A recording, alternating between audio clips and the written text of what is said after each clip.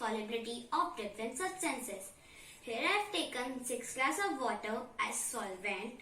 Now I will add different substances in each glass.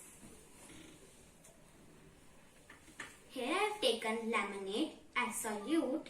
Let's add some lemonade in water to check it's soluble or not.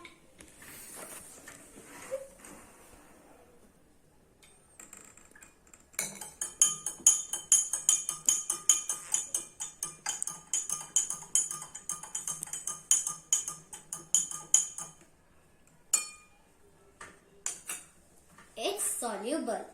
Let's do the same with other ingredient. Here I have taken sugar as solute.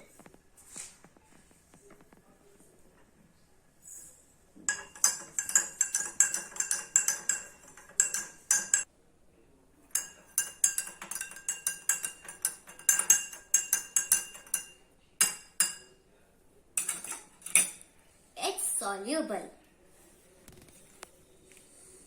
Here I have taken salt as solute.